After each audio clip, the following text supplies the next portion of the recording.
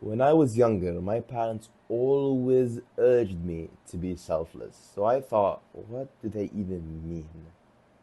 Usually, when we use the word less in the later word definition, we are talking about the exact opposite of what was to be spelled out before it.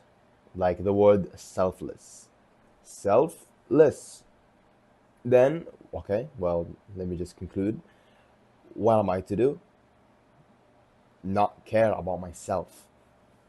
Like, wow, why would I not care about myself? And then my parents told me again, to be selfless isn't to all just forget about your own needs. It's actually to put others above your own needs, which is another synonym for what we will talk about today, altruism. Altruism is just basically a selfish concern for others' well-beings, often at personal cost or risk. What about some examples of altruism? Well, it's just general acts of kindness, being heroic, you know. Um, I am good-willed. I am a good-willed person. I've done volunteering before. I've donated to the poor. I am also a superhero, by the way. I'm Batman, you know. I'm I have some sort of vigilant, I want to say trait towards other people. I just want to help people. I don't know. It's like I'm putting myself in danger just to help others. That is an altruistic person. Now, in this lecture, other than the main definition of altruism, which I've just told, we are also going to be discussing theories, factors that influence the helping behavior of people, of any person. We are going to explore ways to encourage pro social actions and much, much, much more. Theories that are we are going to discuss, first of which, evolutionary. Evolutionary, we're going to take two evolutionary theories. Kin selection and reciprocal altruism theory. Let's just read into these. Kin selection says altruism towards relatives to ensure the survival of shared genetic material. What does this say exactly? It says, well, humans, or not just humans, just animals in general, they do not want to go extinct, right? This is why we procreate in the first place. This is why at the age of like, let's say in 20s to 30s, you'll have this like drive that goes inside you and just says, "Hey, like I, I wanna procreate," and it's a very hard feeling to shake off. Not because of hormonal changes, but because it's an actual drive that goes in your head that moves around your entire body. What am I saying though exactly? It says that me, in order for me to not go extinct, my genetics have to go on and live like my child, for example. My child has my DNA, so technically I'm still alive. Some some parts of me are still alive because they're this other human being that's probably that well he will outlive me most likely, right? So that's just kin selection. Kin selection again says towards relatives to ensure the survival of shared genetic material. Some parts of me right now, my I share with, let's say, my uncles, literally because well we're family, right? So the key concept of it is just like closer genetic relationships increase the likelihood of altruistic behavior, meaning that this person, my aunt, I'll actually want to give her my altruistic side. I'll actually want to help her out with whatever she has because some part of me is part of her. And by helping her, I ensure that my genetics stay living. Does that make sense? Logically, we actually see this little phenomena, this little thing, people caring for their relatives, kin selection, altruism. We see this in countries where people actually care about their families. For example, in the Philippines, right? These guys are very close, even probably closer than us Arabs, which in Muslim countries, we're urged to stay with our families, to work with them till the very, very end. In other countries, though, like Western countries, let's say, friends are actually put like first before or before family. Which leads me to my second theory, reciprocal altruism. Reciprocal altruism says that we have altruism between non-relatives based on the expectation of future reciprocations, which literally says that if I help you now, you will probably help me later. The key concepts of it. Mutual benefit creates a social contract for helping behaviors. This is why we see these other countries as being more materialistic. Because I have a friend and I'm only helping him because he'll probably, not probably, he'll, in my little brain, I think that he'll be with me when I'm on my deathbed because I helped him all these years. So he must help me now. An example of reciprocal altruism. I mean, I already give an example, but let's just read through these. A classical example is seen as in social animals, such as monkeys, grooming each other. One monkey may groom another without immediate personal benefit, expecting that the favor will be returned when they need grooming in the future. Second theory says social exchange theory, in which we basically give out because the most likely benefit that we're gonna get back is actually something that's worth it or bigger than the cost that I gave it. So what do I even mean by that? So let's just go slowly, bit by bit, the concept of it. Cost benefit analysis, a very important term, says that weighing the effort and resources, costs, against anticipated rewards, which will be the benefit. So again, let's give out an example because it's much clearer, I think. If I have a friend that's with me in college, if I give him my time, give him my humor, give him my, I don't know, give him social approval, let's say, because I myself am a popular person. So if I gave this guy my presence, the benefit that I will get back from him is let's say, um, I don't know, a skill that I don't have but he has, right? Maybe he'll buy me gifts in the future. I mean, that's basically how gold digging occurs, I think. Yeah, it actually is. So cost benefit is just us balancing out between the cost and the benefit that we might get. So not that we might get, that we will most likely, we think that we will get. So yeah, probably. Perceived benefits though. Perceived benefits is it's a way of justification, I would call it. Perceived benefits is when we do something to help someone while fully expecting that in the future something that is better will happen back to me. It's like, let's say, helping a friend move out of their place. I am a person that doesn't really like carrying things. I'm not really into the physical athletic area, right? I'm not an athletic person, but I can put out this effort because in the near future, the benefit outweighs the cost, the little effort that I'm gonna give out. So I helped him move out. I carried all of his stuff, that. And in the near future, maybe I will move out. Maybe, just maybe, if I move out, he'll carry even heavier and more stuff with me, which says benefit, benefit is heavier than the than what I gave out or the cost, right? Picture this, it's 1982, and Daniel Batson, the psychologist researcher at the time, said, well, I want to know if empathy beats social exchange theory in altruism, in reciprocity. Again, reciprocity is just the equal exchange of material, I want to say. So, Batson said, let's take this group of students, let's ask them if they want to help this Carol Marcy, their classmate. Carol Marcy was the name of the classmate, right?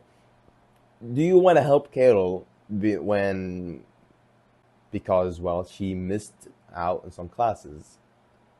Some people said, yes, I'll share my lecture notes. Some people said, no, I won't share my lecture notes because this was of the exchange of my psyche. I was tired when I did this. Why should I give a random student something that I had to suffer for? And you're like, right? That little monologue we didn't really ask for. So can you answer the question? Is it a yes or no? They said no. So we later showed them not a video recording, I'm pretty sure it was a voice recording of just Carol expressing out her anger, just letting it all out, saying stuff like, my leg, I was in an accident, some this and this and this happened to me. So sad. We asked everyone again, and most people said yes. And then we concluded, we said, all right, empathy is actually important. And it took more answers, it took more yeses. That was it. Obviously, I changed the story a bit just to make it more understandable. But the key finding that we actually found out was, again, is that high empathy, empathy in general, puts a very strong hand in this little blackjack of reciprocity dilemma. So I just finished my little smoke break and I asked myself, hmm, I am smoking right now. Why would anyone even wanna help me, right? Why did someone help me in that particular time and why did no one help me there? And I'm like, wait, I know the exact difference. It was actually because at the time when this person tried to advise me, I was alone. And when I was around other people, he said, I'm not gonna help you, or I'll do it later, or I'll actually wait for him to be alone so I can talk to him one on one. That's basically the bystander effect. Do we remember Kitty Genovese, the New York bartender girl that serves drinks, I guess? What else would she be serving? Do you remember what happened to Kitty Genovese? Kitty Genovese was one of the prime examples for cognitive dissonance that we talked about 2 months ago.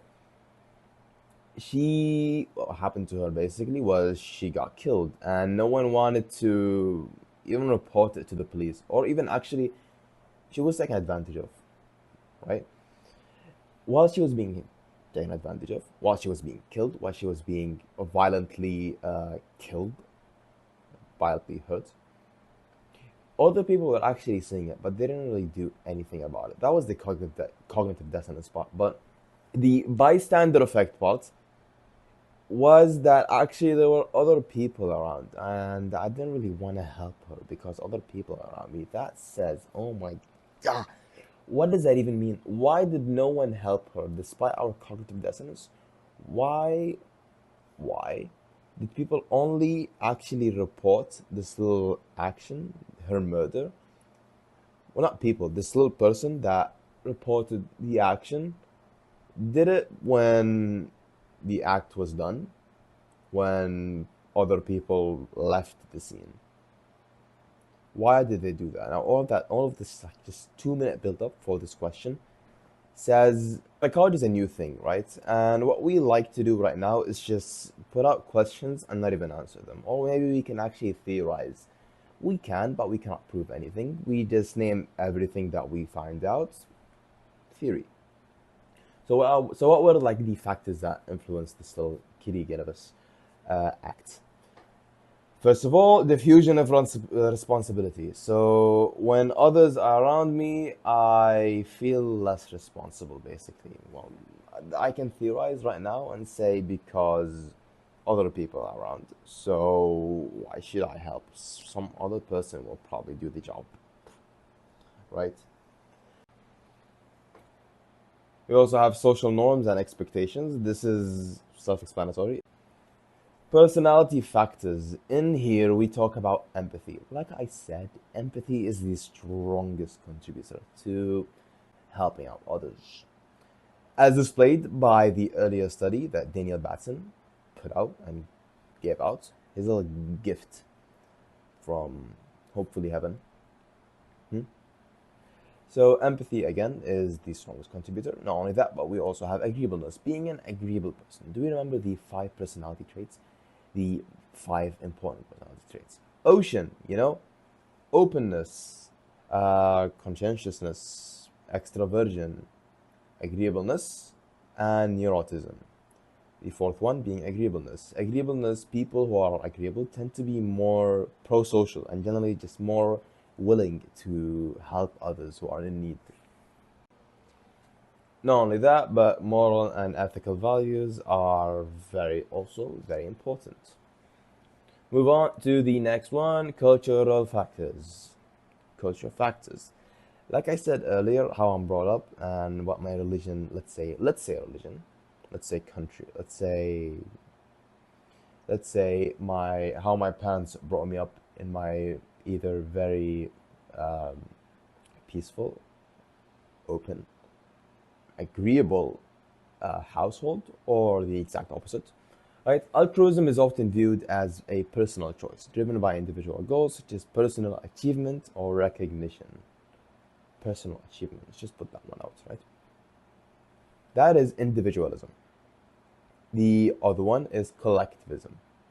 Collectivism, the focus is on the group rather than the individual, and altruism is seen as a moral responsibility to support family and community. So which of those two is more altruistic? Obviously, it's collectivism because individualism says that I need recognition and it says that I'm looking for some sort of personal catharsis or just like with personal achievements. If you don't know what that word means,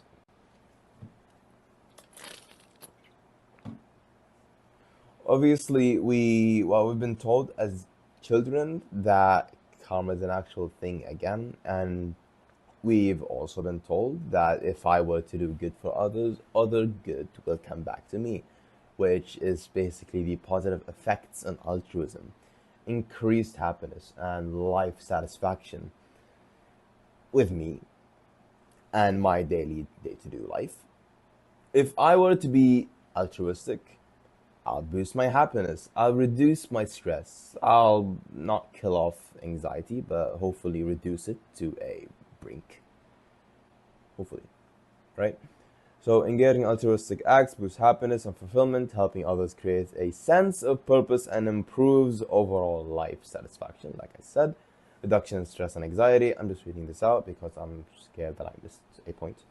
Reduction in stress and anxiety. Altruism helps lower stress and anxiety by fostering a sense of community and belonging, reducing feelings of isolation. Another very big effector that for some reason I was actually a little worried that we didn't talk about. I just saw it though. It's media. Right now, in our day of age, we know that media is the biggest contributor to social life and to the actual psyche of a person, right? We have this little like media wars between countries right now where I'm making this very cool app that captures your attention span. And who made it?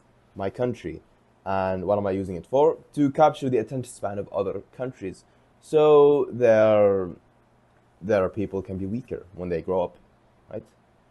I mean, maybe it's just a theory.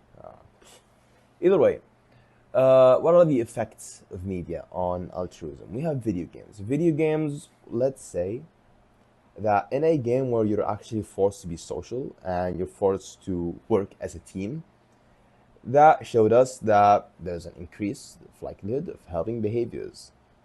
Well, mainly not because of actual empathy though.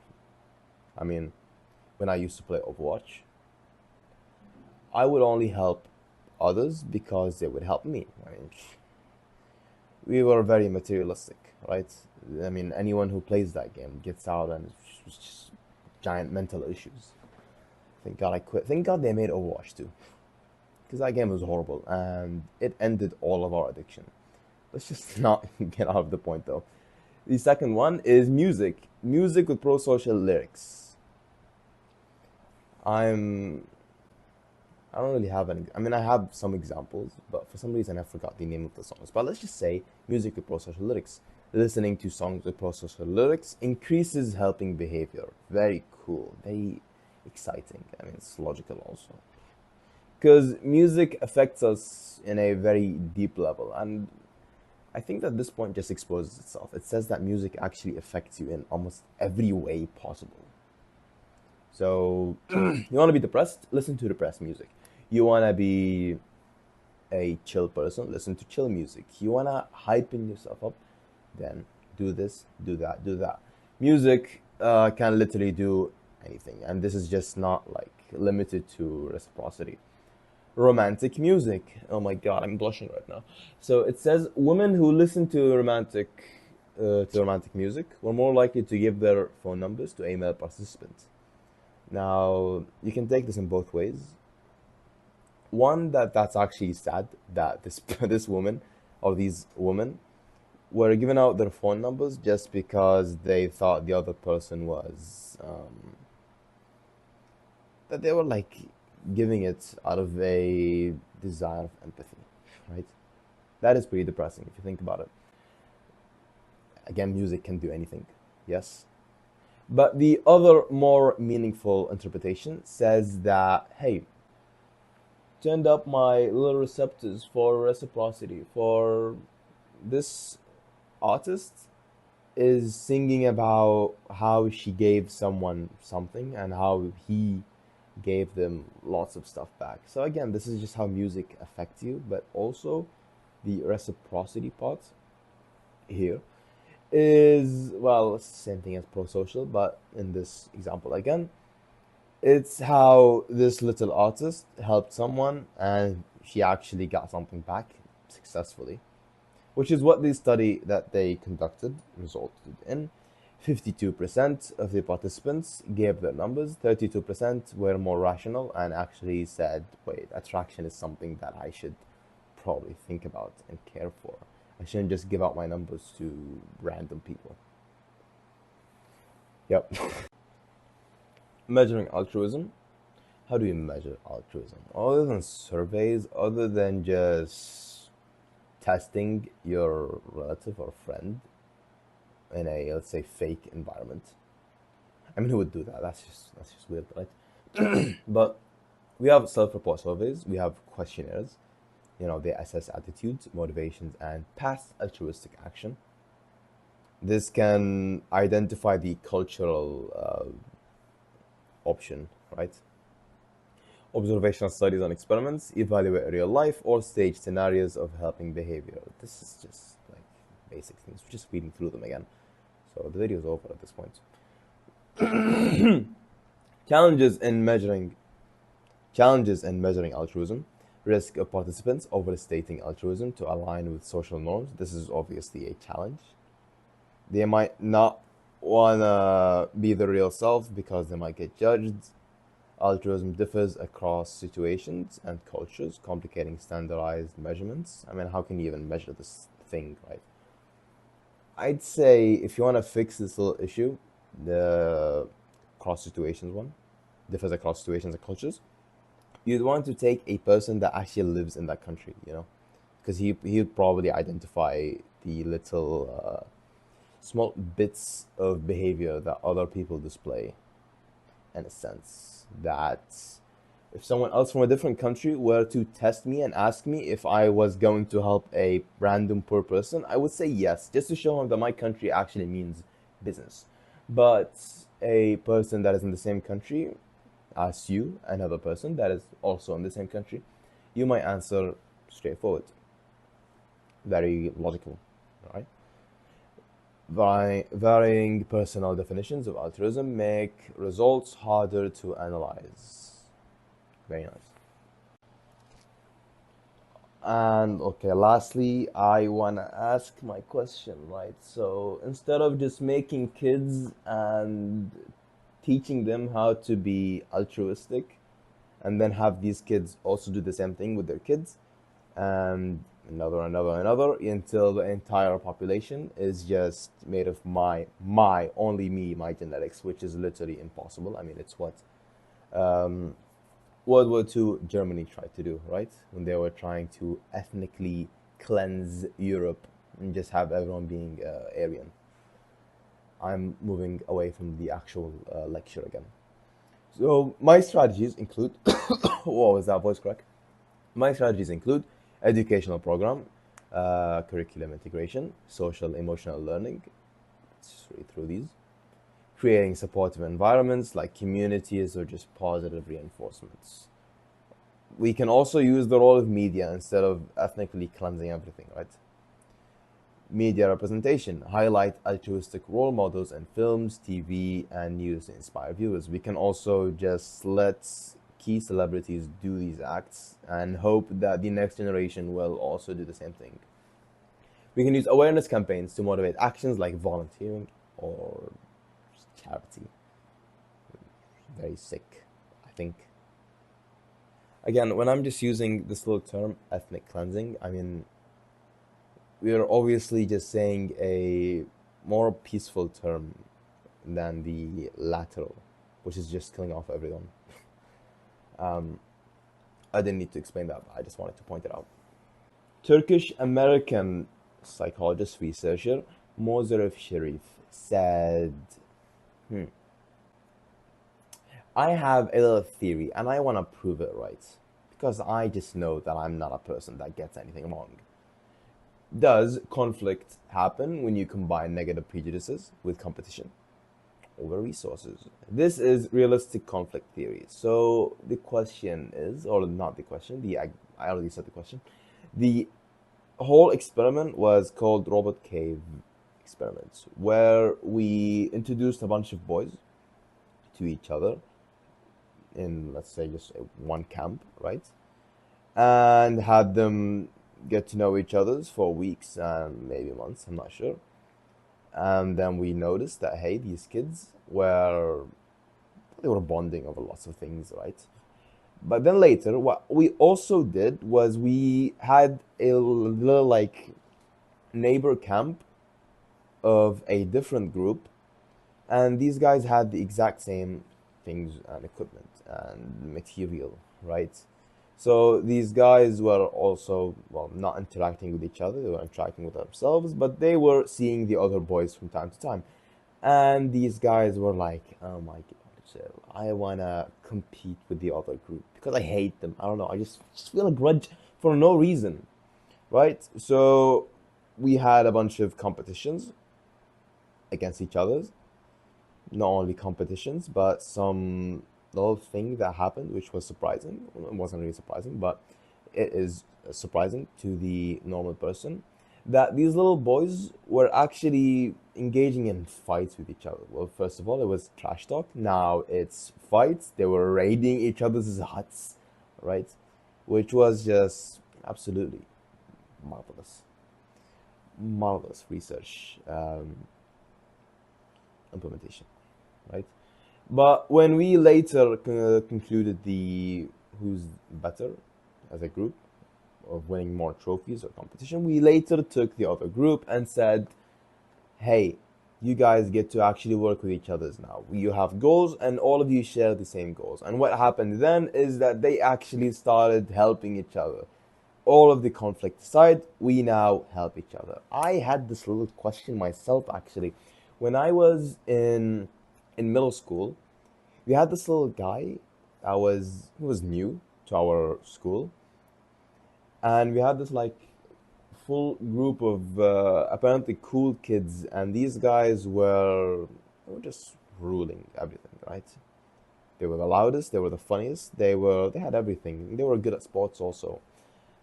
No, they weren't, but they were athletic a little, right?